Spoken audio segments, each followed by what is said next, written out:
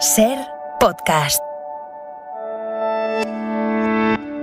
Hola, ¿qué tal? La reactivación de los cines sigue en marcha con muchísimos estrenos que ofrecen una oferta variada. Hay terror con la nueva entrega de Saw, un precioso western que reivindica la amistad, dramas naturalistas, comedias y hasta influencers. En plataformas tenemos festín salvaje de zombies y nuevas series que estarán en las listas de lo mejor del año, como El retrato de la esclavitud que hace Barry Jenkins. Además, mucha música, que Bob Dylan cumple 80 años. Estrenos, cine clásico y series para estar al día de todo. ¡Acción!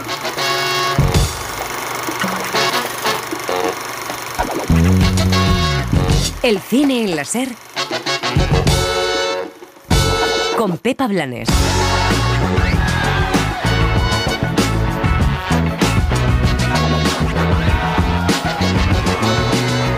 Zack Snyder regresa a los zombies con El ejército de los muertos, una orgía zombie violenta, sangrienta y divertida que llega a Netflix. ¿Qué es eso? Es un puto tigre zombie. Esto es demasiado. Y más cine de género. Se estrena en cines una nueva entrega de la saga Saw, esta vez con Samuel L. Jackson y Chris Rock, proporcionando terror y agonía. ¿Quieres andarte con jueguecitos, hijo de puta? Muy bien, jugaré. La directora Kelly Richard disecciona el western en First Cow, una película sobre la amistad, sobre la irrupción del dinero y las mercancías como primer paso para la corrupción de América. ¿Tiene una vaca? La primera vaca en el territorio. Este no es lugar para vacas. Tampoco es lugar para el hombre blanco. Y más películas que indagan en la configuración de Estados Unidos. Érase una vez en Queens es la eterna revisión del sueño americano, protagonizado por un hijo de inmigrantes chinos, estrella del baloncesto. Nunca esperamos tener libertad, independencia o igualdad en este país. Da igual cuáles sean los retos, hay que superarlos. Con sello de Cannes se estrena Sweat, la mirada despiadada al mundo de las influencers y de las redes sociales, donde el físico y el mercado lo inundan todo. Amores míos, me gustaría daros las gracias una vez más por el entrenamiento de hoy y por haberlo compartido a tope conmigo. El cine español tiene dos propuestas. Por un lado, Fernando Colomo, con la comedia Poliamor para principiantes, con Carra Elejale, Toni Acosta o María Pedraza. Y de una manera más íntima, Mía y Moy habla de relaciones, de traumas, de masculinidades y de violencias. Es la ópera prima de Borja Vega, con Ricardo Gómez, Bruna Cusí y Eneko Sagardoy. ¿Que hay que protegerte a ti, si se puede saber? Somos hermanos. En cine clásico, Antonio Martínez reivindica una de las grandes películas de las últimas décadas, Thelma y Luis, y pone música, la de Bob Dylan, que cumple 80 años. Yo no elijo lo que canto, me elige a mí. Y hay cosas que son feas. ¿Cómo vas a cambiar nada si solo quieres enseñar lo bonito? En televisión, Barry Jenkins, ganador del Oscar por Moonlight, se estrena en esto de las series con The Underground Railroad, una serie que ahonda en la esclavitud de los afroamericanos. En Carolina del Sur se han prestado a mejorar a los negros. Antes aprendería aritmética un cerdo que un negro a razonar.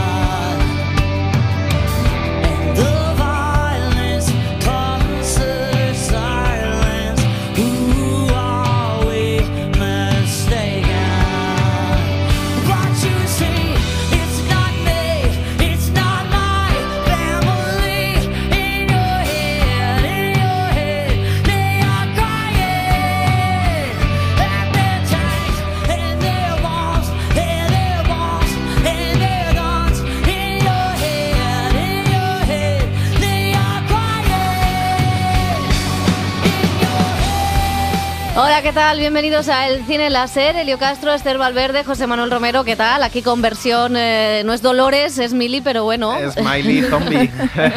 Una versión estupenda.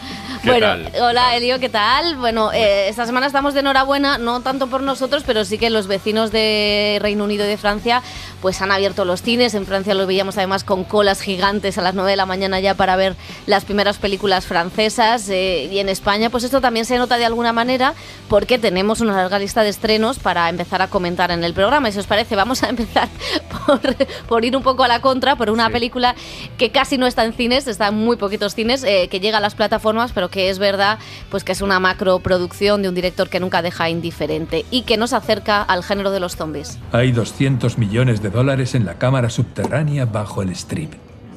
200 millones que la compañía de seguros ya me reembolsó en su momento. Exentos de impuestos, irrastreables. ¿Inalcanzables? Ahí es donde entra usted. Tan solo quedan 96 horas. Y el gobierno ya ha trasladado más de la mitad de la presencia militar fuera de la zona de cuarentena. Zombies, Las Vegas, cuarentenas, todo muy real en el Ejército de los Muertos. Está en Netflix, en cines, como decíamos. La dirige Zack Snyder, director de 300, La Liga de la Justicia, El Hombre de Acero. Es una película de casi 3 horas con sangre, violencia, entretenimiento, movimientos de cámara, donde un grupo de mercenarios ataca a Las Vegas justo después de una pandemia que ha dejado bastantes zombies, suponemos que no vacunados. Con Zack Snyder ha estado hablando esta semana José Manuel Romero. It's a mission movie, you know? Al fin y al cabo es una película sobre una misión. En las películas de zombies es típico, como en esta, que haya un perímetro y cuando cruzas ese límite entras al terreno donde los zombies están. El preparar el atraco y romper la caja fuerte y el hacerlo con lo que puedes encontrar en ese mundo es realmente la preocupación de la película. Yo sabía que sería divertido e interesante porque tienes que pasar todos esos obstáculos para lograrlo.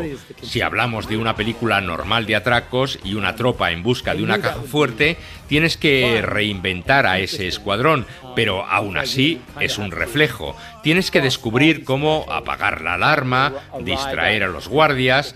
Todas esas cosas son sustituidas por guardianes zombies. Es una forma de replantear el género y divertirte con él. Señor Ward. Hola. ¿Le gustaría ganar $50 millones? Las películas de zombies es el lugar al que acudimos para hacer crítica social. Es sospechoso, pero puedo intentarlo. La idea, lo atractivo de estas películas de monstruos, es que el monstruo somos nosotros. Es sobre nuestra propia humanidad. Eso es lo que provoca miedo en cualquiera. La peor parte de las películas de zombies es la gente, no los zombies. Ellos no tienen una agenda. Con esta película quería generar simpatía por los zombies, crear un escenario donde fueran simpáticos, donde cuando los humanos cruzan las motivaciones para atracarlos estuvieran justificadas.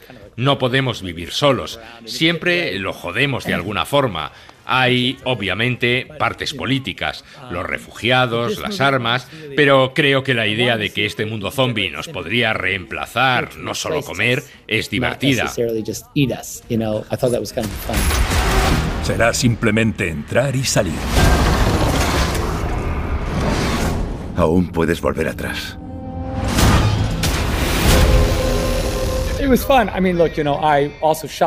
Fue divertido. Yo también filmé la película. Sentí esa realidad física de manejar la cámara, de iluminar la película. Es algo muy atractivo, una enorme experiencia muy diferente a estar solo en la silla y en el combo de televisión todo el día. En ese sentido fue muy refrescante. La parte activa y física de rodar la película es algo espectacularmente divertido. Conseguí un reparto increíble. No había ni silla de director en el set. Quería crear un nuevo tipo de mundo y fue muy gratificante y divertido. Pues ahí estaba la explicación de Zack Snyder a este Ejército de los Muertos. José, yo no sé si te ha servido de catarsis. Yo me he aburrido, ya lo avanzo. Bueno, no puede ser. Era too much. Pues aburrirse con Zack Snyder es muy complicado. Bueno, decía ahora Zack Snyder lo de que no había silla de director. También es porque él por primera vez es director de fotografía y por primera vez ha trabajado con cámaras digitales. Esa es la explicación. A mí me parece que es fuera ya del universo DC, tras completar esa faraónica misión de remontar la Liga de la Justicia que nos costó 4 horas de nuestra vida. A mí me parece que es una vuelta al disfrute, al batiburrillo, al despiporre, al festín, a la mezcolanza de todo tipo de cosas en esta película, que yo me lo he pasado pipa, me ha divertido muchísimo, en la que creo que mezcla muchísimas cosas y, como él dice, realmente utiliza los zombies como amenaza, pero es una película de atracos, es un poco Una Casa de Papel, ¿no? Entrar a una cámara acorazada para rescatar esos millones que se han quedado en un casino de Las Vegas. Lo hace muy interesante también porque utiliza toda la iconografía de Las Vegas. Los créditos iniciales de la película, que son casi una película en sí con esa música de Viva Las Vegas, me parecen alucinantes lo que transmite, ¿no? Porque sale un Liberace tocando el piano, luego salen las vedettes de Las Vegas atacando a los propietarios, todo el universo de casinos. Yo creo que le da mucho juego. Luego él añade pues 50.000 millones de cosas, que es lo que siempre hace, aparte de la acción, el atraco, los zombies. Pues hay dos tipos de zombies y en Amanecer de los Muertos, ¿no? Que fue su propia revisión con la que se dio a conocer de la película de George A. Romero. Ya había zombies rápidos, aquí los convierte en inteligentes, con un sentido de comunidad que nos pueden sustituir de alguna manera, y encima le da lo reviste de una mitología griega. O sea, es tan posmoderno, tan Zack Snyder, mezclando tantas cosas con la música, pero a mí sí que me gusta mucho porque creo que se toma menos en serio a sí mismo. Está rodada de forma espectacular, aparte, aunque sea con croma, casi toda la película, y no se rodó en Las Vegas porque los casinos abren las 24 horas, pero no creo ni abusa de esa cámara lenta, ni abusa de la épica. Sí que introduce momentos emotivos y motivaciones emocionales en los personajes, básicamente para que luego las traiciones y cómo van cayendo uno casi detrás de otro, pues tenga algo de sentido, pero me parece un disfrute maravilloso. Bueno, pues suerte la tuya, porque a mí me parece... Qué hater. No me ha entretenido nada. O sea, quiero decir que es lo que debería hacer una peli así, y en mí pues no. Y fíjate que yo me lo pasé estupendo con 300 y con la Liga de la Justicia, incluso el Hombre de Acero, dentro de todas sus le daba un pase, pero en esta es que no he entrado en estos zombies, no me parecen nada interesantes. Bueno, y necesitados de emociones fuertes, después de tantos meses de pandemia, se estrena en cines otra entrega de la saga más terrorífica, Spiral Show, del director Darren Lynn Bousman, con Samuel L. Jackson y Chris Rock. Son dos policías que investigan una serie de macabros asesinatos. Hola, Inspector Banks. Estoy aquí para ayudarle a reformar la policía metropolitana, para recordarles el juramento que le hicieron a la gente de esta ciudad. Un agente de su comisaría se negó a ser reformado. No será el último en jugar a mi juego. Si es lo que creo que es. ¿Jigsaw? Creía que ese tipo estaba muerto. Sí, pero puede que sea un imitador. Bueno, Esther, ¿qué aporta esta entrega en la saga que me da que es menos bestia que las otras? Es menos bestia. Yo creo que lo que aporta principalmente es un nuevo enfoque, porque en este caso, además de ser bastante menos bestia y bastante menos sangrienta, sí que le introduce como una crítica a todo el sistema policial de Estados Unidos, que incluso por momentos es un poco similar a ese ritmo que llevaba Seven, aunque de una manera totalmente diferente, pero recuerda. Y luego, sobre todo, que es muchísimo más mainstream. Yo creo que lo que busca también con caras tan conocidas como Chris Rock y Samuel L. Jackson es traer a más público que quizá. Sí, claro, la idea de no ser tan sangrienta es bajar la calificación también, o sea, que no son listos ni nada, ¿no? Sí, pero sí que es verdad que al público que le guste la saga va a seguir yendo, porque las trampas a mí me hicieron quitar la mirada de la pantalla, entonces a la gente que le guste pues le va a encantar, y el resto de público que quizá antes no se ha atrevido pues puede entrar en el juego. Bueno, pues para Valiente Show dejamos la carnicería y nos centramos en una de las películas independientes del año, First Cow, de la directora americana Kelly Reichardt. Es un western, una historia de amistad entre John Mangaro y Orion Lee. Son dos emprendedores en medio de la fundación de Estados Unidos que deciden vender unas rosquillas, pero para ello necesitan la leche de una vaca que es la primera vaca de Estados Unidos y solo la tiene pues un terrateniente. Es la tragedia de un país abandonado al mercado y al poder del dinero. Lo complicado es empezar. Sobre todo siendo pobre. Se necesita capital. O algún milagro. Se necesita una ventaja. O un crimen. En realidad no sé si está describiendo Estados Unidos o España o todo a la vez. Bueno, decía la directora, a la que han acusado siempre de hacer un cine muy lento, ¿no? Que para ella hacer un cine así es una decisión política en este mundo veloz, cambiante con el mercado. La verdad es que tiene un discurso maravilloso Kelly Reichardt. Y bueno, ¿qué os ha parecido First Cow? Porque pues, encabezaba muchas de las listas del año, aunque aquí se ha estrenado en 2021, en muchos sitios se pudo ver en 2020 y en festivales online. Elio, ¿qué te ha parecido?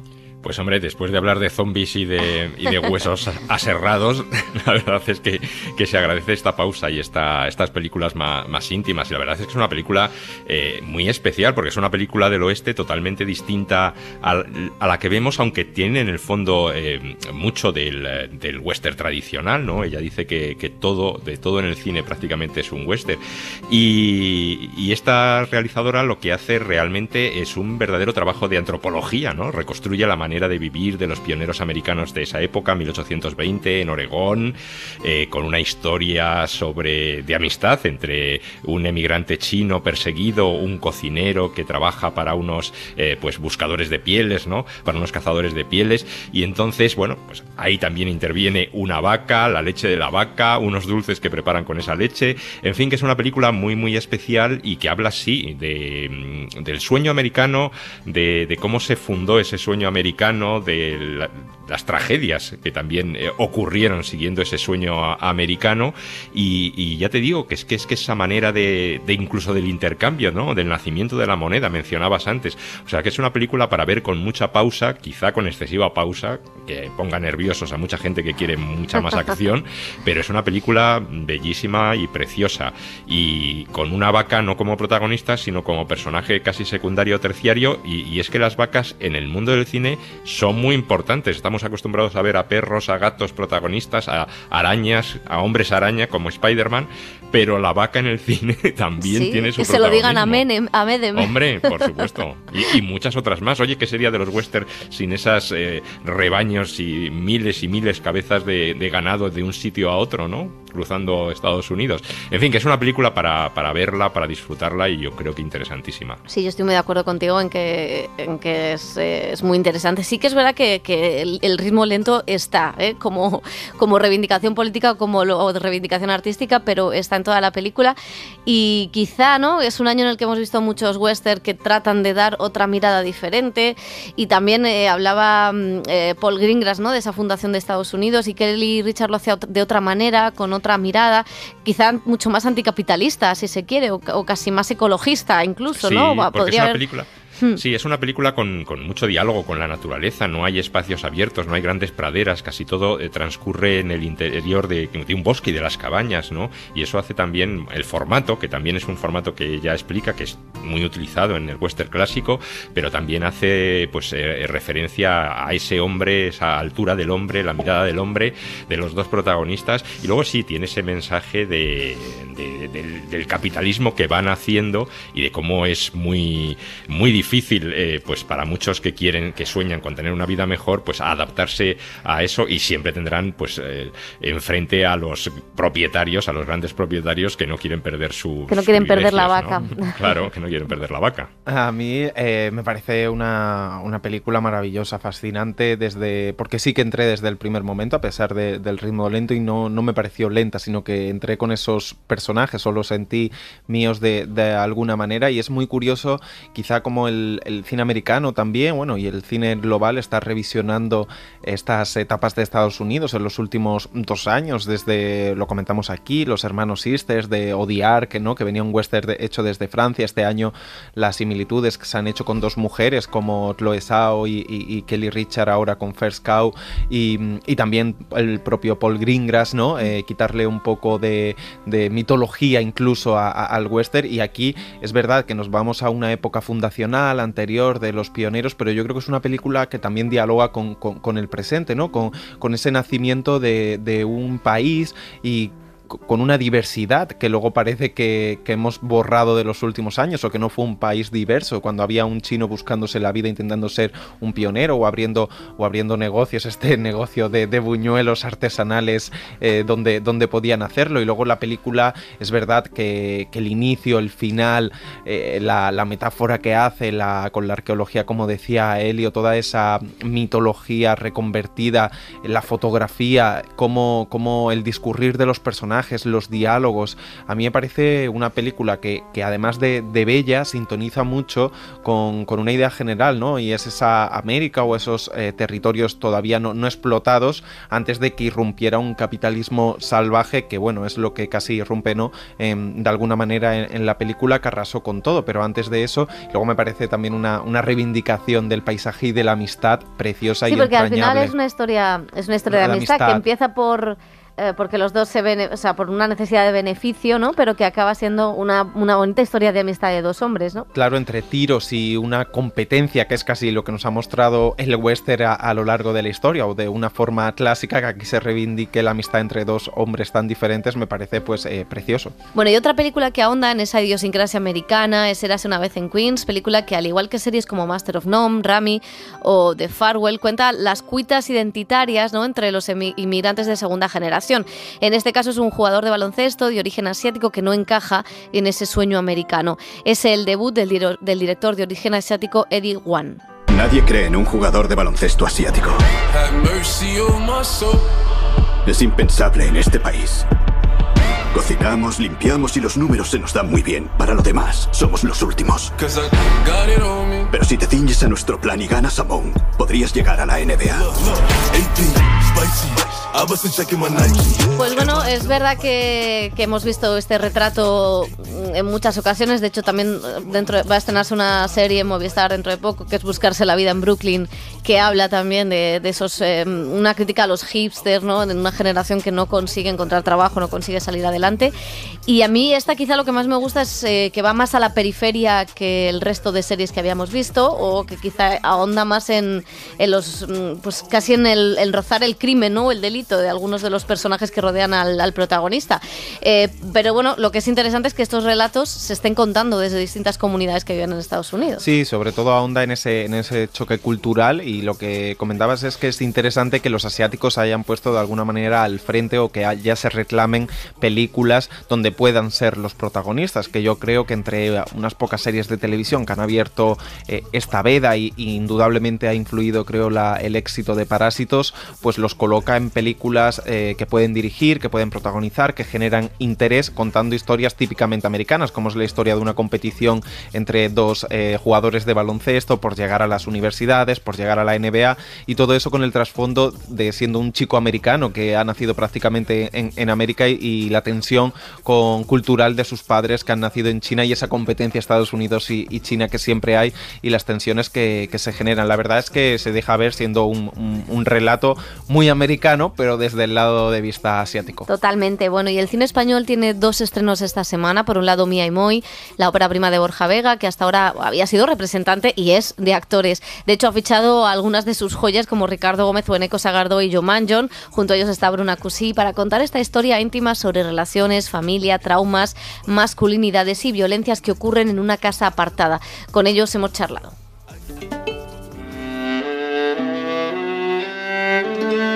Nace de una amistad entre tres personas que lo que quieren es hacer una película. Yo conozco a Borja desde hace mucho tiempo, él tenía muchas ganas de dirigir, y hubo un día en el que dijimos, oye, si lo quieres hacer, hazlo, y nosotros estamos aquí para apoyarte, y vamos adelante, vamos con todo. Y bueno, este susto que dices de tu representante, a ver si luego encima el guión no te gusta, o si luego es una pifia en el rodaje, a ver si luego acabas tirándote los trastos a la cabeza, pues la verdad es que no lo tuve nada presente, porque fue muy fluido, fue todo muy sencillo con Borja. No es el mismo. Es él, pero no es él. Yo acabé llevando actores por mi pasión por los actores, y porque un poco, bueno, se ve en esta película. A mí a la hora de dirigir lo que más me apasiona es la idea de dirigir actores. O sea, de alguna manera ha sido como una consecución natural de algo que estaba ahí. Siempre ha sido así, desde que éramos pequeños. ¿Así cómo? Cualquier juego acababa en bronca, ganas o perdieses. ¿Qué dices? No es verdad eso. Yo tenía esa cosa de la historia de dos hermanos que compartían un secreto o un hecho bastante terrible, pero que les unía de una manera muy especial, y era algo a lo que le daba muchas vueltas a la cabeza. Es verdad que las historias fraternales, por algún motivo, siempre me han llamado la atención, en el sentido de que están como menos explorado que el amor romántico o que incluso el paterno-filial. Entonces, de repente, me pasa, hay películas que tocan el tema de hermanos y esto que me tocan mucho el corazón, y quizá por eso me tiró por ahí. Esta playa nos la descubrió mi madre. Veníamos aquí cuando éramos críos. ¿Y vuestro padre venía? No. Baja. En mi caso le insistí bastante a Borja.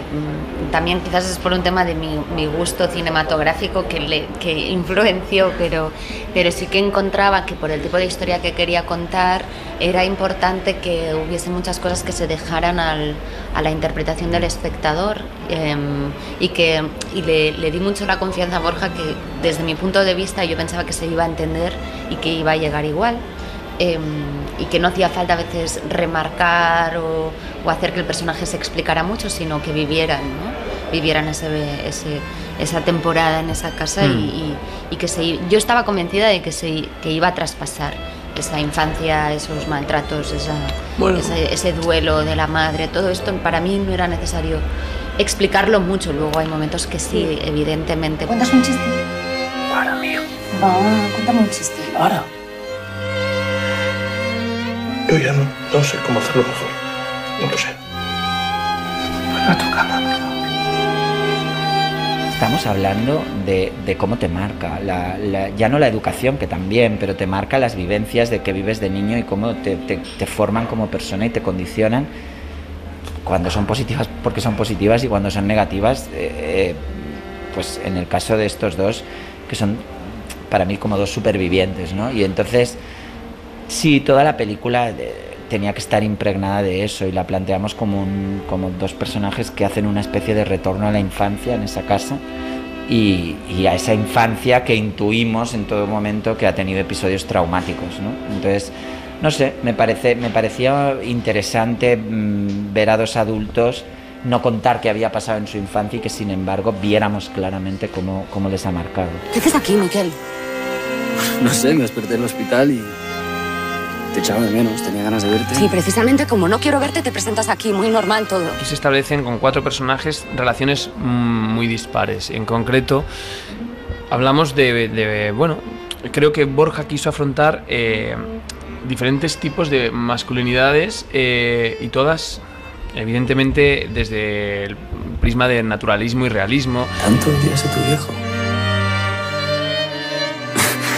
A veces pensamos que es muy focalizada la violencia machista y desgraciadamente lo llena todo y nos ha llenado todo y bueno, pues que tenemos que ir ahí, como dice Joe, poco a poco, desgranando contra el heteropatriarcado, poco a poco, cada uno desde su sitio. Sí, y sí, creo que nosotros escuchando más que hablando.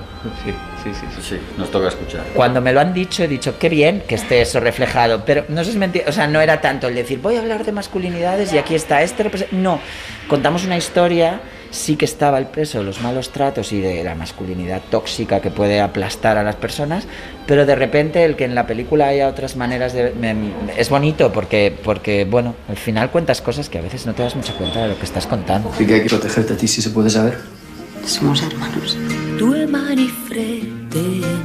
Pues brevemente, Elio, José, la recomendáis muy brevemente, que vamos justitos. Sí, yo la recomiendo. Me ha gustado. Lo que me hubiera gustado más es que en la primera parte hubieran estado quizá un poquito más presentes aquellos temas que luego desembocan en la segunda parte con la irrupción de un cuarto personaje y muy bien los 3 actores principales, Bruna Cusí, Ricardo Gómez y Eneko Sagorday.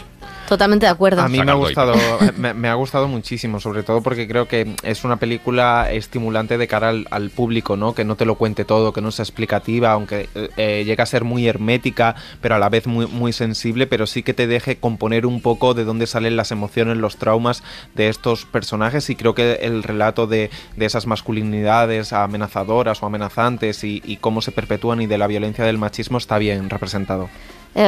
Totalmente de acuerdo. También estrena Fernando Colomo Poliamor para principiantes, una película con Carrel Jale, Tony Acosta, María Pedraza, que vamos a comentar, que vamos a ver una entrevista a Fernando Colomo en la web de cadenaser.com, o sea que os remitimos ahí. Y ahora vamos a pasar con la cosa youtuber, más bien influencer, porque Sweat, la película del director sueco Magnus von Horn, con sello de Cannes, atiza sin piedad al mundo de las Instagramer a través de la historia y las miserias de una de ellas, una Instagramer polaca, estrella del fitness, obsesionada con la imagen, con las redes sociales, pero incapaz de tener relaciones analógicas. Conocéis bien ese momento en el que estando despiertos, vuestro cuerpo sigue dormido y vuestra mente soñando. Así que os voy a enseñar ahora mismo la mejor rutina que podéis realizar cuando vayáis a empezar el día.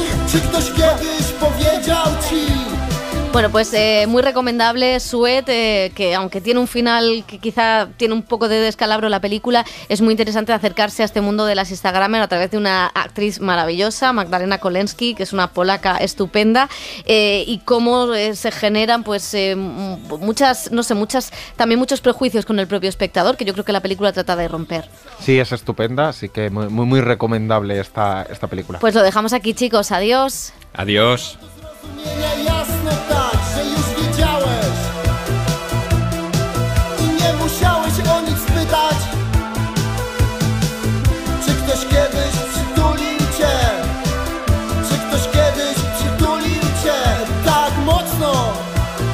El cine clásico en la SER. Sucedió una noche. I was feeling done in, couldn't win. I'd only ever kissed before.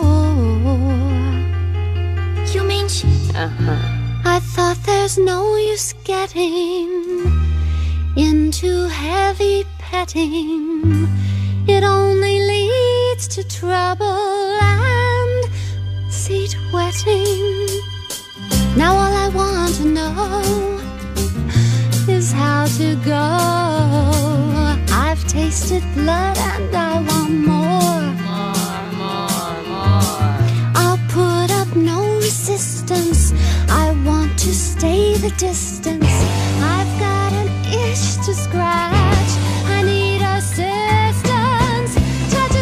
Touch me. I wanna be dirty. Throw me, chill me, fulfill me.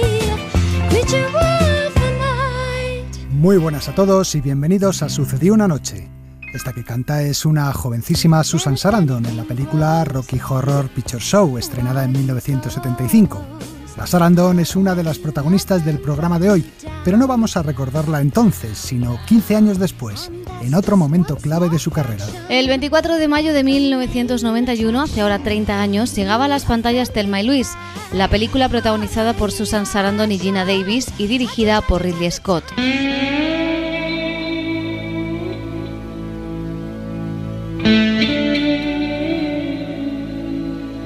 ¿Cómo se sabe que una película se ha convertido en un clásico? Hay muchas pistas que así lo indican, y aquí van unas cuantas. ¿Y qué haríamos como amigas? Divertirnos, como Thelma y Louise, pero sin pistolas. Cuando se convierte en un referente en la vida de la gente, ya sea, como ejemplo a imitar... Yo trabajo solo, ¿entiendes? Solo. Bonnie y Clyde no trabajaban solos, Thelma y Louise no trabajaban solas y fueron los mejores. O incluso como ejemplo a evitar. ¡Suelta la puta pistola! Tienes 3 putos segundos para soltarlo, te dejo como Thelma y Louise. Cuando sus personajes dan nombre a nuestras mascotas. He sacado a Thelma y Louise a que les dé el aire. Están muy nerviosas. O nos sirven para hacer chistecitos. Yo me llamo Thelma. Thelma. Y tú no serás Louise, ¿verdad? Esa gracia ya me la han dicho más de 1.000.000 de veces. Cuando sus diálogos se homenajean en otras películas. Escucha, si algo nos pasara, si no conseguimos esto, te digo que lo nuestro ha estado bien, ha estado genial. Y sobre todo cuando en los tiempos del Me Too, del solo sí es sí, de la lucha contra la violencia de género y de la reivindicación feminista, una película estrenada hace 30 años adquiere plena vigencia. Solo nos estábamos divirtiendo un poco. Me parece que tienes una idea muy rara de la diversión. Entérate, cuando una mujer grita así, es que no se divierte nada. ¡Puta! Tenía que haber seguido y follármela. ¿Qué has dicho? Chupes la polla, zorra. Todo ello, amén de sus valores artísticos, de la calidad de sus interpretaciones o de la habilidad de su guión, convierten a una película en un verdadero clásico. ¿Has visto la película Thelma y Louise? Pues claro. ¡Qué peliculón!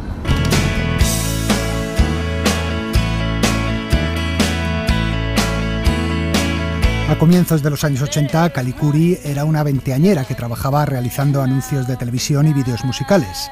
En sus ratos libres escribía un guión sobre 2 mujeres, una de ellas inspirada en una amiga, la cantante country Pam Tillis. Pero lo más importante de ese guión era que mostraba a unas mujeres como muy pocas veces habían sido retratadas en el cine. Quería escribir algo que nunca antes se hubiera llevado al cine. Como espectadora había crecido y me había alimentado con el papel pasivo de las mujeres en las películas. No conducían nunca la historia porque no conducían nunca el coche. Porque efectivamente, además de las dos mujeres que daban título a la película, Thelma y Louise, había un tercer protagonista, que no era otro que un automóvil. Y supongo que no te habrás fijado en qué clase de coche llevaban. Desde luego que sí, un Thunderbird descapotable verde del 66. A bordo de él, Thelma y Louise se desarrolla como una road movie, una película de carretera. Las protagonistas emprenden lo que en principio parece ser un inocente viaje de fin de semana. ¿Qué te parecen las vacaciones hasta ahora? Se han desmadrado un poco, ¿no? No, la desmadrada eres tú. Y esta es la primera vez que has podido demostrar cómo eres. Pero lo que les sucede en el trayecto va a cambiar totalmente sus vidas y su percepción de la realidad. ¿Estás despierta? Supongo que sí, tengo los ojos abiertos. Yo también. Me siento despierta. Bien. Muy despierta. Nunca me había sentido tan despierta. ¿Me comprendes? Todo parece distinto. ¿También tienes la sensación de que te espera algo nuevo? En Thelma y Louise se da también un rasgo muy típico de las películas de carretera, la transformación de los personajes. Al principio es Louise, el personaje que interpreta a Susan Sarandon, el que parece más fuerte y decidido, el que lleva las riendas de la situación. Oye, no empieces a decir polletes. Joder, Thelma, cada vez que tenemos problemas tú te quedas medio embobada. O te haces la loca o algo parecido. Pero esta vez es muy distinto, todo es muy distinto. Yo me voy a me largo. Pero a medida que avanza la película es Thelma, o sea, Geena Davis, la que poco a poco va tomando la iniciativa y el liderazgo del dúo. ¿Sabes qué? Aquel tío me hacía daño. Y si no llegas a aparecer me habría hecho mucho más daño. Y no le habría pasado nada porque todos me vieron bailando con él toda la noche. Habrían dicho que yo me lo estaba buscando. Mi vida estaría mucho más destrozada que ahora. Al menos aún puedo divertirme. Y no siento que ese hijo de puta esté muerto. Siento que le dispararas tú y no yo.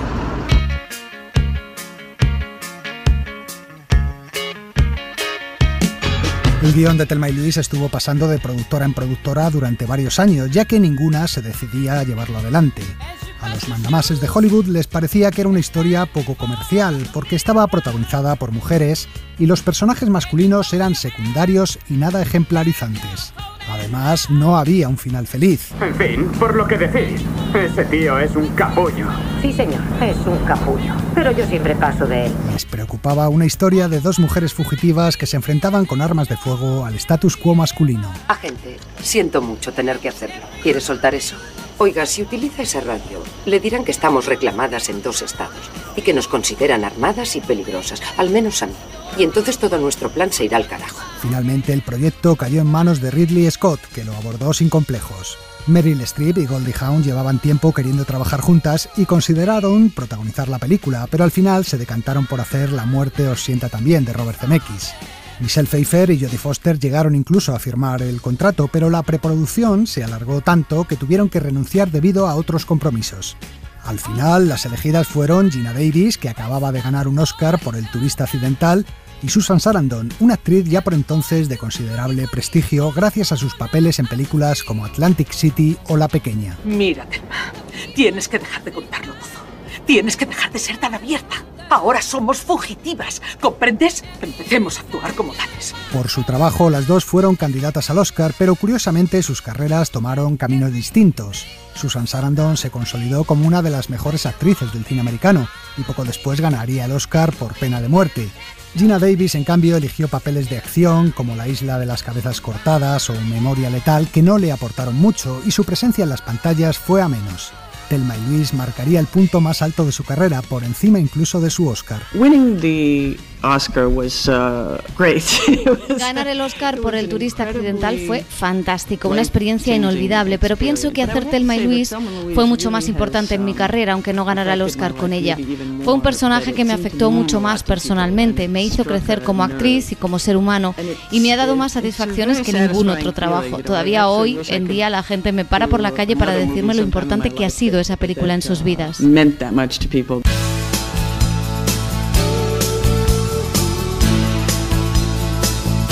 Uno de los personajes más recordados de la película es el vaquero que las chicas encuentran en mitad del viaje. Tengo que volver al instituto y me ha fallado la combinación y... Bueno, me he quedado más colgado que un paraguas y había pensado que si ustedes van por mi camino o yo voy por el suyo. Creo que vamos a Oklahoma City, pero no estoy segura. Sí, pues se lo agradecería mucho. Ya os contamos hace un par de semanas que George Clooney aspiró al papel sin éxito. Robert Downey Jr. era el favorito de los productores, pero a Ridley Scott le pareció demasiado bajito para ponerle junto a Gina Davis.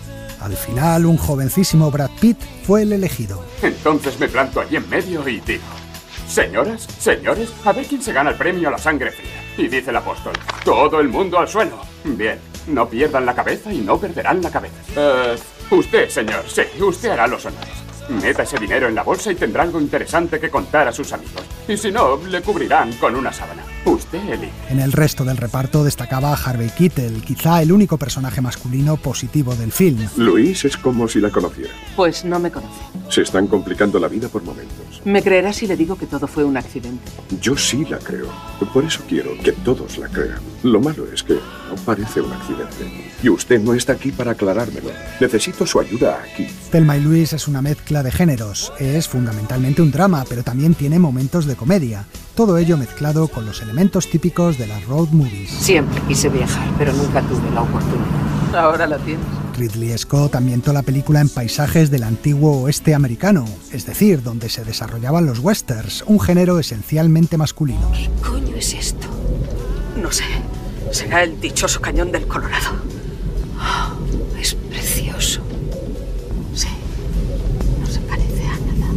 La película fue candidata a 6 Oscars, pero solo ganó el de Mejor Guión Original.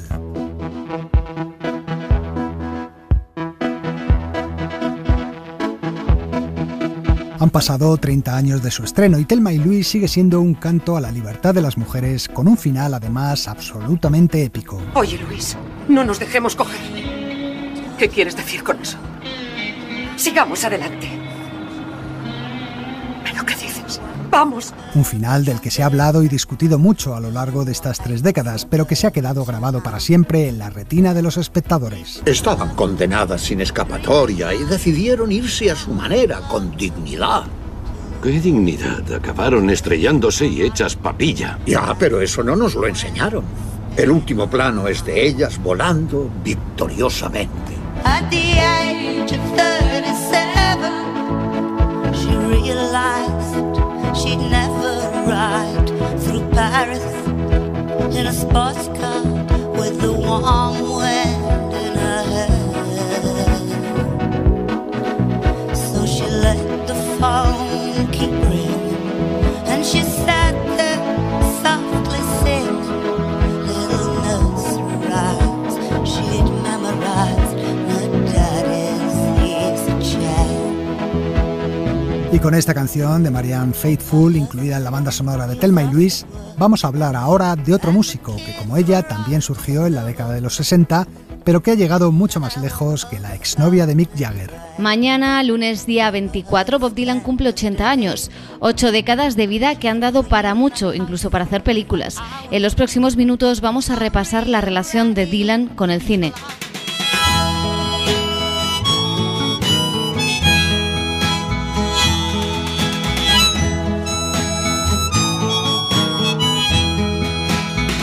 Richard Gere, uno de los actores que le interpretó en la película I'm Not There, lo tiene claro.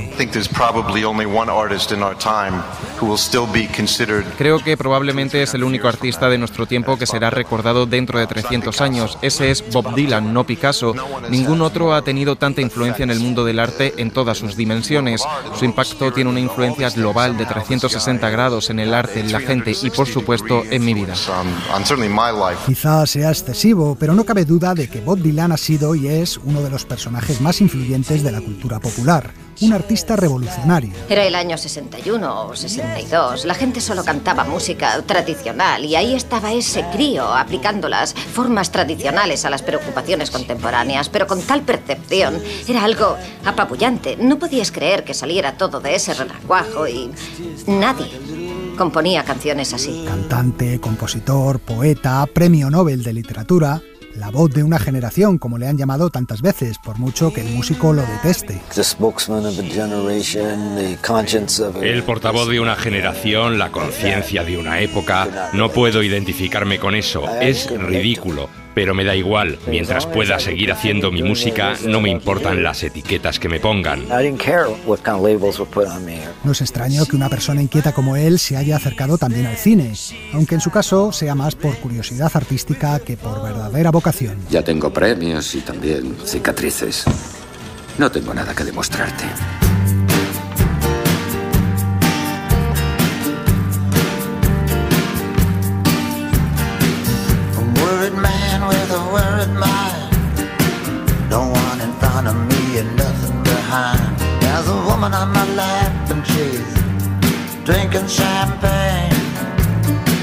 Sus mejores aportaciones al cine están en el campo musical. Sus canciones se escuchan en cientos de películas. Que la gente reconozca sus canciones, eso es lo que me importa. Conocerán sus canciones aun cuando no sean reconocibles. No te preocupes. Canciones como esta que suena de fondo de la película Jóvenes Prodigiosos, que en 2001 le hizo ganar el Oscar a la mejor canción. También está, por supuesto, una de sus obras maestras, la banda sonora de Pat Garrett y Billy el Niño, pero de ella hablaremos un poco más adelante. Bob Dylan ha sido también protagonista de numerosos documentales, entre ellos el mítico Don't Look Back, uno de los primeros documentales sobre rock de la historia, o nuestro favorito, No Direction Home, dirigido por Martin Scorsese en 2005.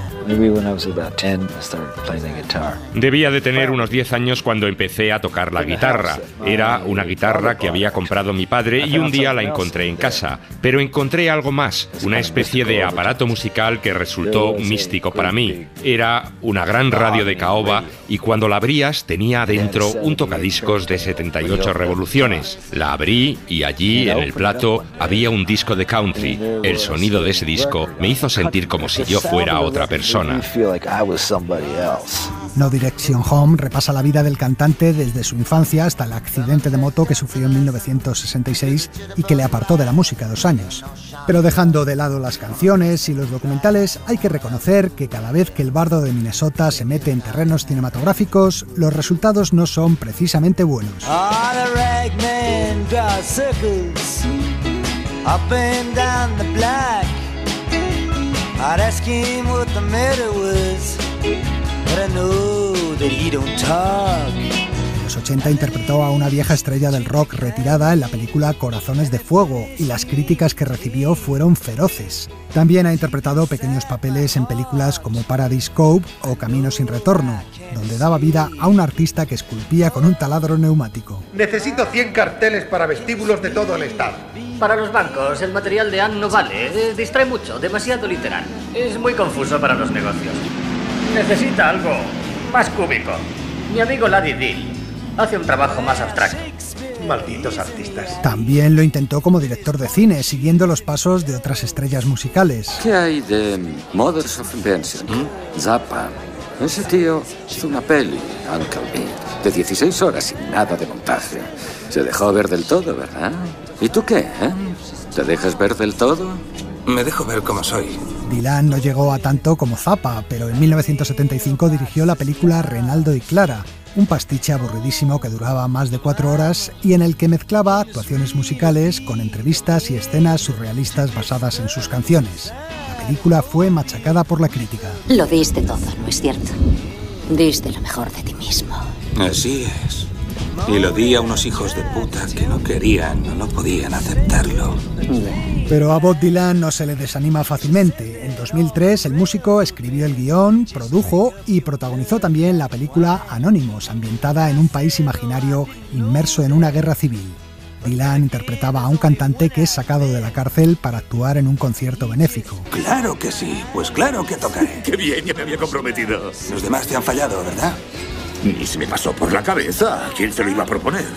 Nadie te llega a los talones, y eso que lo han intentado. Aunque el cantante se rodeó de un reparto de lujo con nombres como Jeff Bridges, Jessica Lange, Penélope Cruz o John Goodman, Anonymous volvió a ser un fracaso y Dylan demostró una vez más que actuar no es lo suyo. Ni falta que le hace, es una leyenda. ¿Tuvo Jesús que caminar sobre las aguas 2 veces para convencer?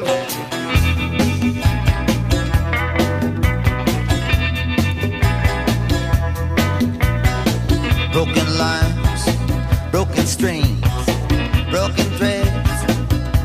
sprains, broken idols, broken heads, people sleeping in broken beds.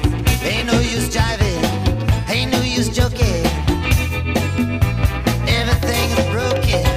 También hemos visto a Bob Dylan como personaje en alguna película. Tu amigo está ahí fuera. ¿Mi amigo? Ha dicho que era amigo tuyo. Un tipo con traje. Oh, it's fairly well, my darling true. En A propósito de Llewyn Davis, de los hermanos Coen, Oscar Isaac le miraba con recelo cuando le relevaba en el escenario en una de las escenas finales. Y en la película I'm Not There, de Todd Haynes, le interpretaban hasta 6 actores diferentes, representando cada uno sendas caras de su personalidad. Poeta, profeta, forajido, impostor, estrella de la electricidad.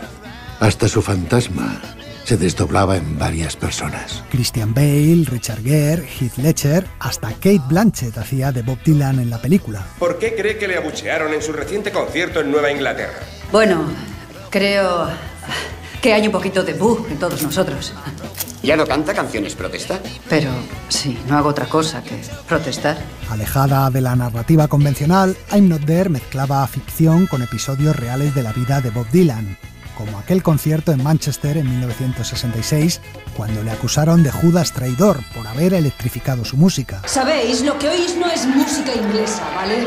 Realmente no conocéis la música americana. ¡Judas! No puedo creer lo que oigo. I don't believe you. Pero como decíamos hace un rato, la banda sonora de Pat Garrett y Billy el Niño sigue siendo sin duda la mejor aportación de Bob Dylan al mundo del cine. There's guns across the river aiming at you. Lawman on your trail, he'd like to catch you. Bounty hunters too, they'd like to get you.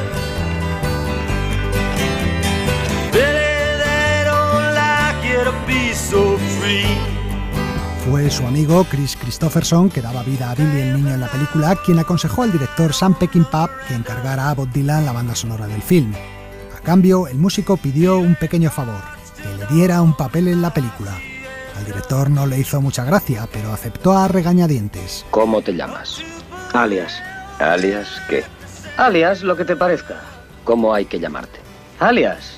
Bueno, llamémosle Alias. Eso es lo que yo haría. Un papel, el de Alias, el lanzacuchillos, que no estaba en el guión original y que fue creado a su medida.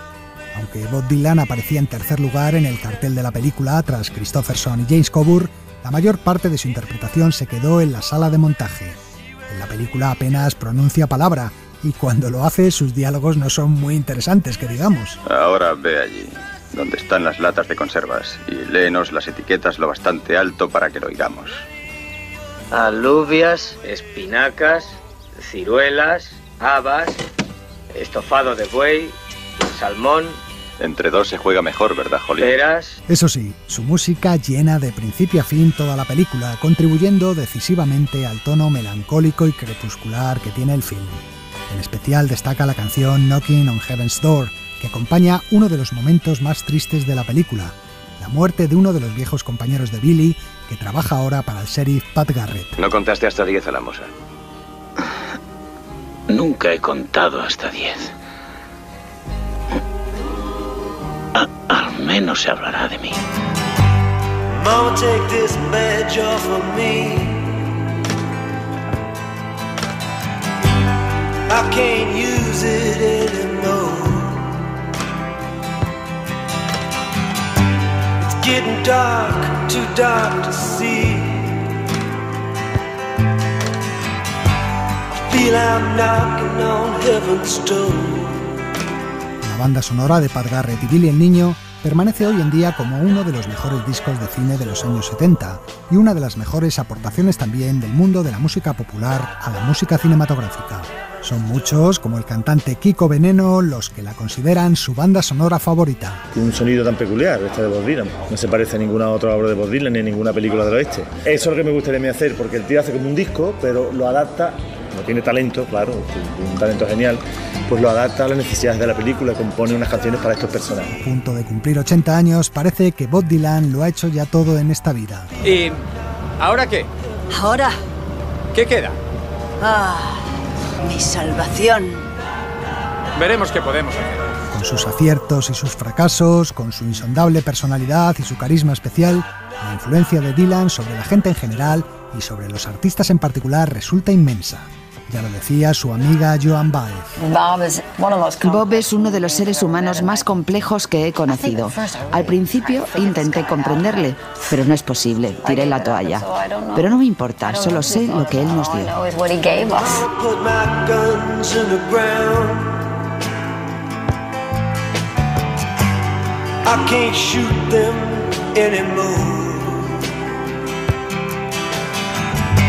That long black cloud is coming down.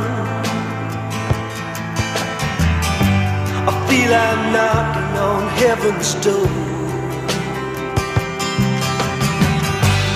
Knock, knock, knocking on heaven's door.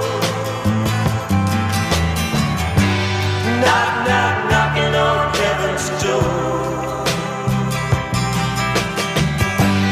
Knock, knock, knocking on heaven's door.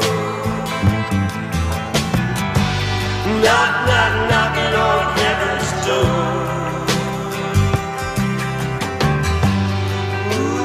El cine en la SER con Pepa Blanes. Las series.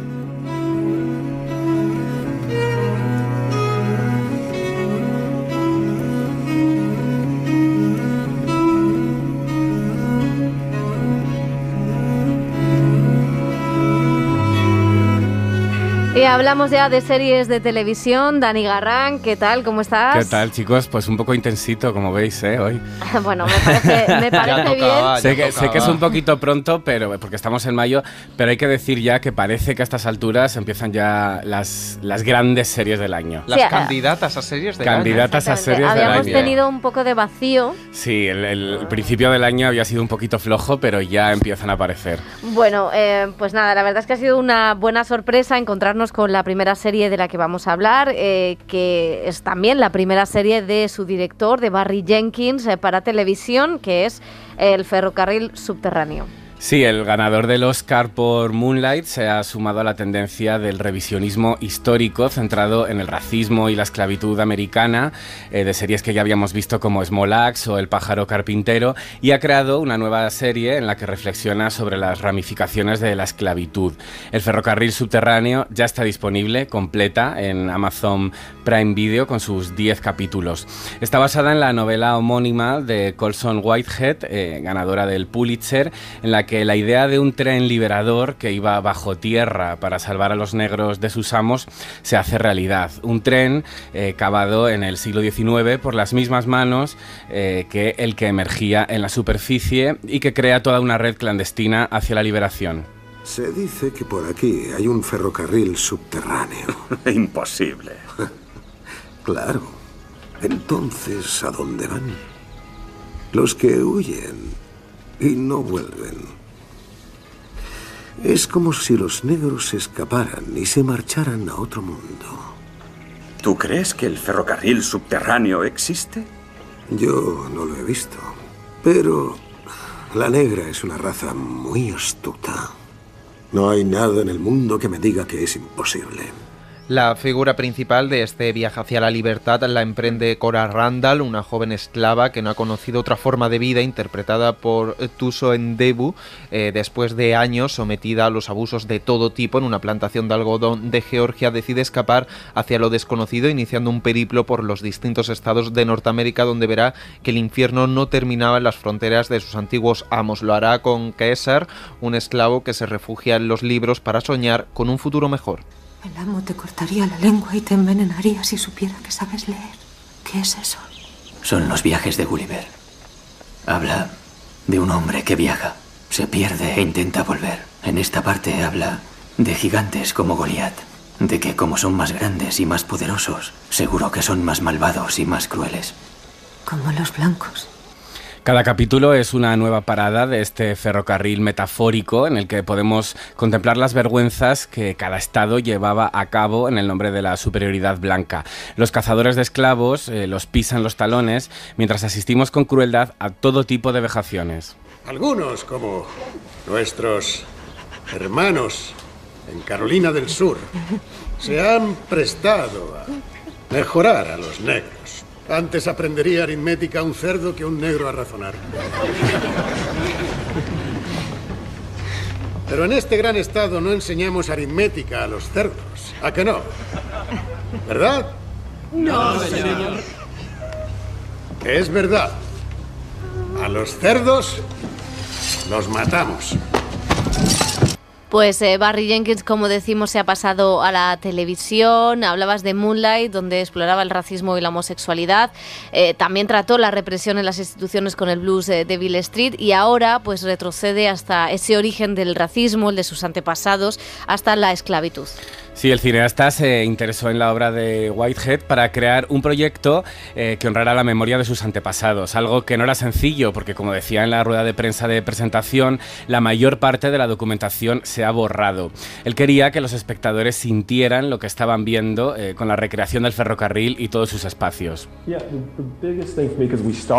Lo primero que hicimos fueron las escenas del tren. Los directores de producción trabajaron con la única premisa de que no podía parecer algo falso, que parecieran trenes reales y túneles reales, nada de efectos especiales. La parte fundamental de este proyecto era recrear la memoria de mis antepasados, algo que era muy complicado porque parte de esa historia se ha perdido. Muchas grabaciones históricas no existen. Teníamos que recrear todo ese imaginario. Queríamos que se viera la tierra y que pareciera como si la tocáramos. Y además de la trama de liberación, de esa necesidad de escapar de sus amos, Cora tiene también un conflicto interno. La protagonista fue abandonada en la plantación por su madre, que logró escapar años atrás, y este drama personal, centrado en la maternidad y el abandono, es una herramienta que Jenkins conecta con el esclavismo.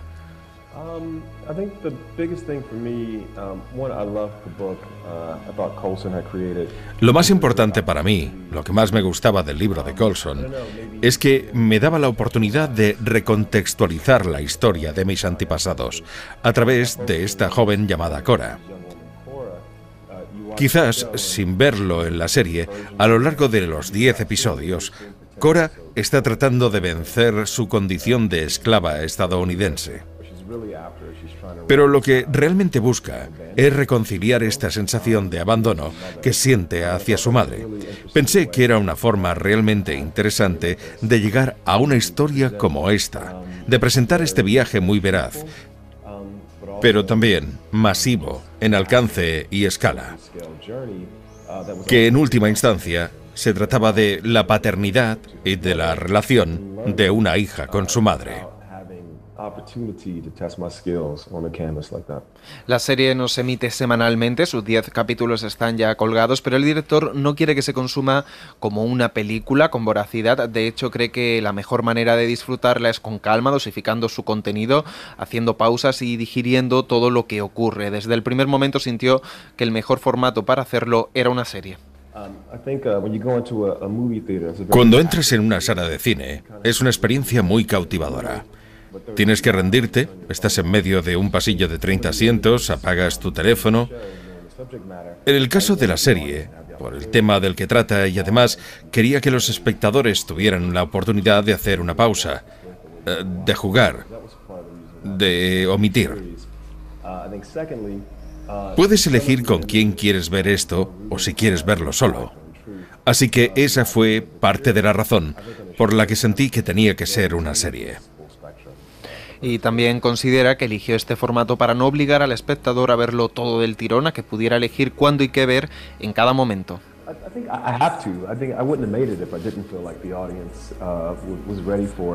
Creo que la audiencia está preparada para ello. Y si no es así, creo que también está bien.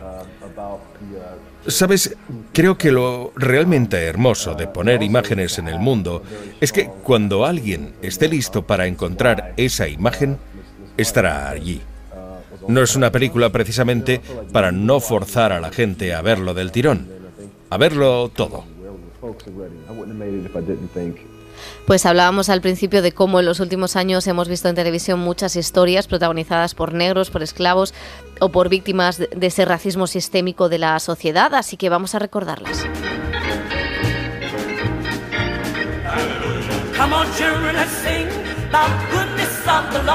El ferrocarril subterráneo fue publicado en 2016, pocos meses antes de la llegada de Trump a la Casa Blanca. Y después de su mandato y de la explosión del movimiento Black Lives Matter, la adaptación de Barry Jenkins a la televisión sigue de plena actualidad. No es la primera ficción que pone de manifiesto el racismo y la discriminación que durante siglos han sufrido los negros, y supone un paso más del audiovisual para denunciar una situación que no parece tener fin. El esclavismo como origen de la represión llegó a televisión hace meses con El pájaro carpintero. Esta miniserie de Showtime, producida y protagonizada por Ethan Hawke, nos sitúa en el auge del abolicionismo de Norteamérica que llevaría a la guerra civil en el siglo XIX. El actor da vida al excéntrico John Brown, uno de los activistas pioneros que creía firmemente en la insurrección armada para acabar con la esclavitud. Una sátira en la que los propios negros, en ocasiones, prefieren el sustento de sus amos a la incertidumbre de la libertad. Estoy aprendiendo a leer la Biblia y a disparar. Supongo que sí soy libre. Libre para que te maten. Yo no vengo a leer la Biblia ni a luchar contra la esclavitud de otros. Cuando te alistaste pudiste preguntar. No hubo preguntas. Le puse una pistola en la cara al amo. Dijo, me llevo tu carreta y libero a tus esclavos. No me preguntó si quería ser libre. Libre y muerto no es mi plan. Antes que Barry Jenkins, otro cineasta premiado por llevar el racismo a la pantalla, se pasó a la televisión. Steve McQueen, ganador del Oscar por 12 años de esclavitud, desarrolló en Small Axe las consecuencias de estos siglos de sometimiento. En esta miniserie británica, el director retrata su generación y la de sus padres, caribeños, que tuvieron que luchar contra el racismo sistémico como inmigrantes llegados al Reino Unido desde los 60 hasta los 90. McQueen se vale de casos reales como la Marcha de los Manglares, los primeros policías negros y la discriminación educativa para hacernos ver que hay demasiadas cosas que no han cambiado. Lo que nuestra madre patria intenta hacer no es solo cerrar un restaurante. Buscan cerrar lo que consideran el lugar en el que los negros pueden oponer cierta resistencia ante los hostigamientos diarios de la policía. Y creo que el mangrove no solo no es algo negativo, creo que conlleva un propósito positivo. Y es que los de la comunidad tenemos por fin nuestro lugar. Otro de los grandes nombres propios que han denunciado el racismo a través del cine es Jordan Peele. El cineasta utilizó el terror para hablar de discriminación racial con películas como Déjame salir y Nosotros, y produjo una serie con el mismo espíritu que los largometrajes. Territorio Lovecraft llegó a HBO como una ficción antológica en la que sus protagonistas emprendían un road trip por la América de los años 50.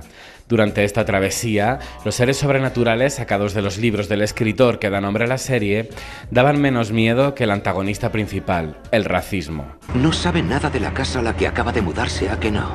Hallamos los restos mortales de 8 negratas en la habitación que hay bajo el sótano. De modo que, si algo nos dice la historia, no durarán en esa casa mucho tiempo. En esta misma corriente de terror social y con muchos paralelismos estéticos con las sombras de Peele, llegó recientemente Them a Amazon Prime. Creada por Little Marvin, la ficción también aborda el racismo en Estados Unidos con un aire sobrenatural, con una familia negra en los años 50 que se muda lejos del sur para encontrar una vida mejor, a esos barrios color pastel de California, en los que los vecinos, aparentemente perfectos, esconden el lado más tenebroso. Excuse me, but what is this? Oh, that's nothing to be concerned about. No persons of Negro blood? You might have read this over the phone and saved us a few thousand miles. It's like I told you, Mr. Emery. Covenants are no longer legally enforceable. A little red ink and those words disappear. Como si de un verdadero ferrocarril subterráneo se tratara, la crítica al racismo sistémico y los abusos que los negros han sufrido durante siglos sigue llegando a la televisión, haciendo paradas en todas las épocas y clases sociales. Con su adaptación sobre el esclavismo, Barry Jenkins nos pone en los ojos de Cora, una joven que no ha conocido la libertad y que tendrá que escapar de su plantación de Georgia, pero también del recuerdo de una madre que la abandonó. Es el momento de marcharnos. Aquí solamente hay sufrimiento, dolor y sufrimiento. Te equivocas conmigo, César. Crees que doy buena suerte porque mi madre se escapó, pero te equivocas. Te equivocas. No traigo buena suerte. Solo desgracias. Como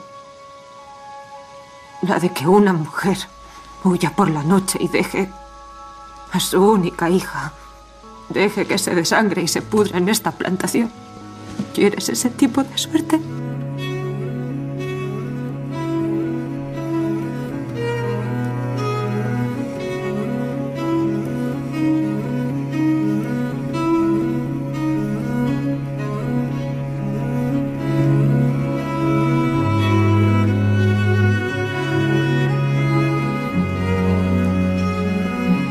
Pues venga, ahora sí, vamos a demostrar por qué es la serie del año. Candidata. Estamos en mayo, ya se puede tener... Sí, no, yo diría de esta semana. No, Candidata. no, es, la verdad, a mí me ha parecido fascinante, me gusta mucho. Creo que de lo mejor que ha hecho Barry Jenkins. A mí también Porque ese Oscar era para La La Land, todos lo sabemos. No. Lo sabían hasta los académicos. Faye Dunaway. A mí me ha gustado mucho. Yo creo que en esta corriente, como hemos visto, de series que repasan un poco el pasado de Estados Unidos, bueno, hemos visto series magníficas como Small Axe, como El pájaro carpintero, como Territorio Lovecraft o como Them, y esta da un paso más. Y yo creo que también, pues como vimos en su época después del estallido del Me Too, aparecieron series sobre mujeres y protagonizadas por ellas. Ahora es la época dorada de estas series protagonizadas por negros que cuentan cómo lo han pasado, y además con una crueldad absoluta. Creo que da mucho más miedo que otras como Them, porque es real y porque todo lo que pasó es real. Luego creo que también tiene una parte importante que además engancha mucho, que es la parte humanista, que es la parte, el drama que tiene la protagonista con su madre, cómo fue abandonada, y también es como una búsqueda no solo de su libertad como esclava, sino también de esa libertad mental, ¿no? Con un drama que ha tenido y que la ha paralizado durante muchos años. Luego, pues claro, la fotografía, la dirección creo que es espectacular, o sea, todos los espacios, todos los paisajes, toda la luz que muestra es brutal, y el gran acierto es la protagonista. A mí ella, con esos planos, esos primeros planos, creo que es la nueva Elizabeth Moss. Creo que además tiene muchos paralelismos con el cuento de la criada, con esa huida de un ambiente represivo, que se da cuenta que a la salida de ese ambiente represivo todavía hay más represión, y esos primeros planos, cómo llora, cómo sufre, me parece que es la nueva heroína, ¿no? Después de Elizabeth Moss o después de la protagonista de Anorthodox, que creo que también tiene muchas conexiones, creo que va a arrasar. Además es curioso porque es una nueva generación de actores negros que ya no imitan en comportamientos ya fuera de cámara, ¿no? Lo que es el marketing, lo que son las promociones, no imitan a las actrices blancas, ¿no? Porque ha sido alucinante la campaña de promoción de esta chica, que su gran primer papel fue un casting y la cogieron a ella, y como el tipo de vestidos que utiliza con raíces africanas, o sea que es como, da la sensación de que hay un nuevo empoderamiento de los actores y las actrices afroamericanas, y yo creo que el rostro de esta chica va a tener una gran proyección en Hollywood. Y a mí la serie, sí estoy de acuerdo, a mí me gusta mucho. Decía que es lo que más me ha gustado porque creo que Moonlight no consiguió, o sea, hay algo en la película que nunca, o en el Blues de Billie Street, que Barry Jenkins, pese a ese tono maravilloso a la hora de contar historias durísimas, esa mirada siempre con los personajes delicada, los planos, la luz, la iluminación, siempre en sus narraciones hay algo que me deja fuera, y aquí al revés, he visto solo 3, pero los 3 que he visto he entrado perfectamente, y además me gusta que se vaya alejando cada vez más del libro para ir contándonos casi este compendio, ¿no? De lo que fue y lo que sigue siendo el racismo institucional y cómo viene ese odio, el apartheid, o sea, Tarantino lo llamó Holocausto Negro, cosa que enfadó muchísimo a Spielberg, pero es cierto, ¿no? Al final es una brecha tremenda en la sociedad americana que, como vemos en la serie, sigue existiendo, y es muy inteligente que lo haga a través de la relación de una madre y una hija. Decía Barry Jenkins que muchas veces las películas que hablaban sobre la esclavitud, sobre pues la recolección de algodón y toda esa época, era muy complicado que llegaran a cuajar, sobre todo en espectadores blancos. Y entonces que él quería hacer una historia que cualquier familia blanca pudiera entender, ¿no? Que era el abandono de una madre a una hija y esa conexión y ese trauma de por siempre, más luego todo sumido a una denuncia social. Y yo creo que acierta en el tono, yo creo que acierta en casi todo. Sí, lo que no sé si esa crudeza del relato, ¿no? Y también esa crueldad va a espantar un poco a los blancos, pero si los espanta que se aguanten, porque ya llevamos viendo 200 años producciones sobre blancos y maravillosos y haciéndolo bien, y ahora que emerjan todas estas producciones, estas series que comentaba Dani, sobre buscar un poco las raíces, buscar contar otra historia, contar la historia desde otro punto de vista que no se ha contado, que se ha silenciado. Me parece bien, si hay alguien que está saturado, pues lo siento mucho, pero también es verdad que en estas oportunidades que se le está dando, en este caso no es una oportunidad porque Barry Jenkins indudablemente viene con un Oscar detrás, pero que se le está dando a muchas voces para contar este tipo de historias, creo que lo están aprovechando con más o menos suerte, con más o menos acierto, pero hay una riqueza de puntos de vista y de géneros y de materiales. Y a mí lo que me gusta en este caso de Barry Jenkins es cómo cada capítulo, imaginando este tren subterráneo, tiene un tono distinto, siendo Barry Jenkins, siendo el estilo poético, la belleza del paisaje, el juego con las luces y todo lo que tú quieras, pero sí que tiene un tono distinto, ¿no? Que el primer capítulo me parece un muy buen piloto de entrada, muy a los 12 años de esclavitud, es verdad, pero en el segundo te cambia totalmente el tono, que parece una distopía, en el tercero te lleva y en el viaje por cada estado te va contando cómo la tortura realmente y el racismo se multiplicaba o se perpetuaba de distintas maneras, sí. Aunque aparentara que había estados más abiertos o no, estaba presente, y hay formas más sigilosas, que es un poco esta teoría de que el racismo se ha perpetuado también a todo lo largo del siglo XX con los encarcelamientos masivos. A mí me parece muy interesante. Tiene la potencia de esa historia de la madre y de la hija, tiene la potencia de un thriller de huida y una caza de un gato y un ratón continua, que mantienes la tensión sobre esa chica con la que tú desarrollas indudablemente una empatía, y luego, claro, lo que pasa es que son 10 horas de un nivel de atrocidades que nos tenemos que enfrentar a ellas y ver lo que pasó. Yo creo que es interesante. Lo único que la han lanzado directamente, que no sé si hubiera sido, no es el modelo Amazon, pero capítulo a capítulo, que si saben o que hay capítulos muy potentes, esa estrategia lo hubiera podido estar en la conversación durante 10 semanas, que creo que es algo bastante interesante, porque la serie no puedes ver muchos capítulos del tirón, porque aparte de que son largos los capítulos y no tenemos tiempo, no son digeribles, porque las tropelías y las torturas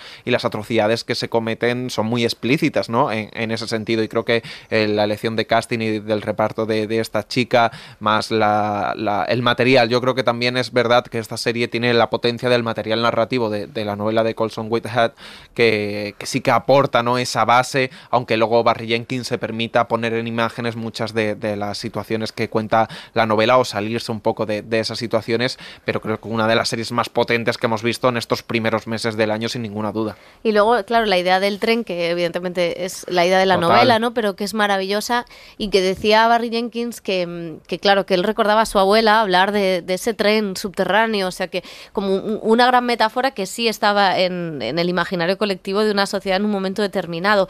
Y hay otra cosa curiosa, porque decías, claro, que no esté saturado, y es cierto que una de las quejas de la comunidad afroamericana es que todo este holocausto negro no se ha contado en los colegios, no se cuenta en la historia de Estados Unidos, se omite. Y de hecho ahora hay varios proyectos, bueno, hay también corrientes que, como en España, piden que no se hable, que se entierre, que remover el pasado, pero hay otras corrientes que lo que dicen es, no, tenemos que hacer, creo que se llama Proyecto 360 y algo, soy muy mala con los números, que lo que dicen es precisamente, no, lo que tenemos que hacer es dar a conocer, que esto no se pierda, que esto realmente es muy reciente, porque Estados Unidos tiene una historia muy corta. O sea que muy interesante. Es como la acusación que puede ser de 10 horas de porno tortura. Pues no, chico, es que la mayoría de estas cosas pasaron, ¿sabes? No dices que hay porno tortura en una serie de 10 horas de zombies donde están matando o donde están segando cabezas todo el rato, o en otro tipo de género. Y aquí sí, ¿no? Porque sientes que es real y te está interpelando directamente a una situación real muy incómoda. Y de hecho, fíjate, en el capítulo segundo yo creo que él es muy consciente de eso, porque hay una recreación, no vamos a contar mucho, pero sí que es como que ellos han pasado ya a un punto, a un estatus mejor, y hay como, bueno, pues una recreación en un museo de lo que era la esclavitud y las torturas, ¿no? Y entonces es un escaparate donde ella, la protagonista, está recolectando algodón para que otros vean lo que se hace en los estados del sur, que es también una manera de cómo se retrata un holocausto, cómo se cuenta, que fue un gran debate que tuvo el cine y sobre todo muchos directores judíos después del holocausto nazi. Cómo se cuenta todo ese dolor, se puede contar sin banalizar, es posible contarlo. O sea que yo creo que él mismo, que es un tipo bastante inteligente, es consciente de esa etiqueta de porno miseria o de dramatismo excesivo que también tuvo Steve McQueen con 12 años de esclavitud, puede tener, ¿no? Sí, hay tipos de control, yo creo, más civilinos, por eso él va alternando capítulos en los que son más cerrados o más abiertos, pero es verdad que creo que para el público blanco durante muchos años ha habido una espectacularización de la violencia contra los negros injustificada, entonces que ahora me hablen de porno violencia cuando tú has espectacularizado o los negros han sido diana de la violencia o de las acusaciones en muchísimas películas de blancos, pues chico, míratelo. Cálmate. Bueno, Punto. vamos a dejar esta intensidad y vamos un poco al brilli, aunque me ha decepcionado porque no hay tanto brilli en esta serie, es todo minimalista. Hay más coca. Sí, hay más drogas, con otro señor que también es muy importante en la ficción norteamericana. Primero para bien, en los últimos meses para mal, pero bueno, yo creo que en esta vamos a coincidir un poco. Bueno, vamos a ver qué ha hecho después de sus patinazos Ryan Murphy.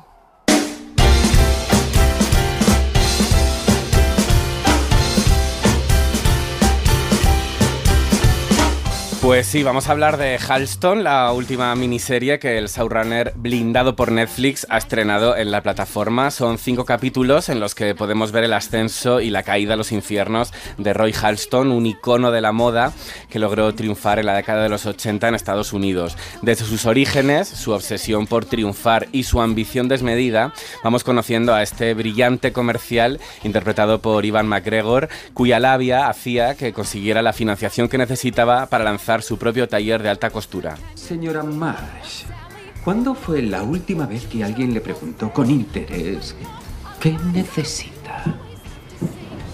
En Berdorf, las señoras se sentaban en mi sillón y les decía, cuénteme sus problemas, ¿qué le preocupa, qué necesita? Y a una pregunta tan breve, casi todas ellas respondían, digamos, que con cierta amargura. Porque muy pocas personas, y menos los hombres, les habían hecho esa pregunta. Liza Minnelli, que no Lisa, Elizabeth Taylor y Bianca Jagger llegaron a ser clientes suyas en su momento de mayor esplendor. Como hemos visto en la más reciente Hollywood, Murphy vuelve a llenar esta serie con nombres propios, anécdotas sacadas de las noches de fiesta en el Estudio 54 y todo ese glamour de otra época con el que tanto disfruta el creador. Poco a poco veremos cómo la millonaria marca de Halston va cayendo después de verse obligado a vender hasta su nombre lleno de deudas, con una vida sentimental rota y completamente enganchado a la droga. Ha desenroscado el auricular y ha salido 1 kilo de cocaína de dentro. Y ha dicho que la cocaína había oxidado los cables. Eso es absurdo, es imposible. Venga ya, te he visto hacerlo. Te sientas ahí y te metes coca encima del teléfono. Y seguro que cada vez se colaba un poco por los agujerillos del auricular. Yo nunca hago eso. ¿Qué? Madre mía, Halston, avísanos cuando tengas pensado regresar al planeta Tierra. Madre del señor, este fragmento. Bueno, quizá lo más interesante sea recuperar a un personaje que yo por lo menos no conocía. No es un diseñador mediático, y eso que fue la primera pop star de la moda. Pero no es Balenciaga. No es Balenciaga, de hecho le atiza bastante a Balenciaga y a Calvin Klein, no me extraña. Pero bueno, sí que tiene algo que ver también con el propio Ryan Murphy y sobre todo con su universo, ¿no? Sí, es que yo creo que lo más interesante... Yo no sé si él... Nosotros por ese corte que has puesto. No sé si el showrunner era consciente de todos esos paralelismos que se pueden hacer en cuanto a la historia de Halston, del diseñador y de él mismo, porque es verdad que si la marca de Halston y su propio nombre se fue diluyendo a lo largo de su vida, porque tuvo que vender su marca y se vio obligado a perder toda esa notoriedad, creo que a Murphy le ha pasado un poco lo mismo. Desde que ha llegado a Netflix y ha vendido, entre comillas, su nombre por un cheque supermillonario, no ha recibido ni una buena crítica. Ha perdido su imperio. Totalmente, o sea, todas sus series de Hollywood, de Politician, la película de Prom, todas han recibido críticas malísimas. Sí que es verdad que el rollo diferente es que creo que el gran problema de Showrunner es la libertad, el exceso de libertad. O sea, él ha hecho lo que le ha dado la gana y ha perdido un poco todos esos productores o gente de arriba de Fox al principio y luego del canal de cable de FX que le paraban los pies, y gracias a eso pues nos dejó series maravillosas como American Horror o American Crime Story, la propia serie de Versace, el asesinato de Gianni Versace, que tiene muchos paralelismos con esta y que es infinitamente mejor. Pero bueno, yo también creo que de lo que ha hecho Netflix tampoco es lo peor. No la veo superficial. Creo que el personaje solvente, Ivan McGregor, está bastante bien, sobre todo en los momentos de autodestrucción. Al final de la serie le veo más realista.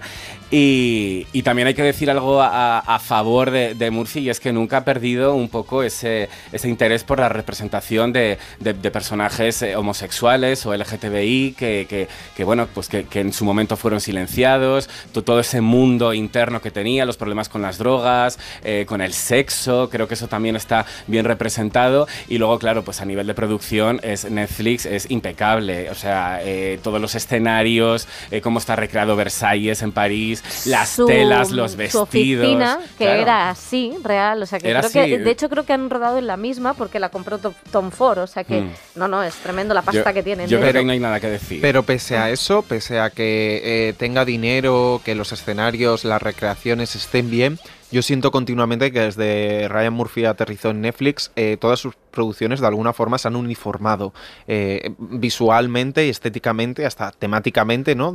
Tienen indudablemente conexiones, que no es un reproche porque está en su filmografía, en su carrera, sobre todo en televisión, pero de alguna manera desde el género o no ha hecho nada que sea distinto, ¿no? Halston lo puedes coger y darle otro, o lo haces comedia o buscas otro punto de vista, ¿no? Pero es que venimos de Hollywood, que se estrenó hace un año, y esto parece una réplica 30, 40 años después.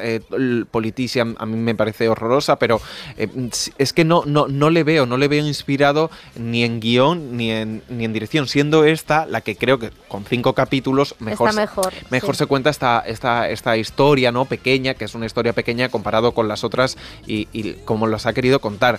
A mí me gusta mucho Ewan McGregor, creo que está fantástico, que es un papel, es un caramelo, y para un actor que a mí me encanta y que no lo habíamos visto a lo mejor tanto en un registro así. Y la chica que hace Cristia Rodríguez, creo que es de Liza Minnelli, también es un descubrimiento total, y esas partes están muy bien de la serie. Y bueno, es verdad que está esta teoría de que posiblemente la falta de control del jefe de FX, Landgraf, ha perjudicado o ha estropeado la carrera libertina y libertaria de Murphy.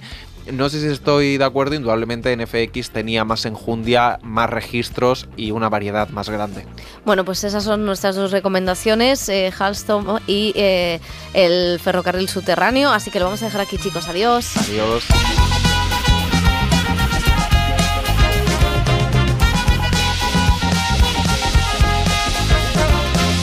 Terminamos el cine en la SER. En la realización ha estado Carlos Nicolás, en la producción, redacción y redes sociales José Manuel Romero y Esther Valverde. Nos vamos, adiós.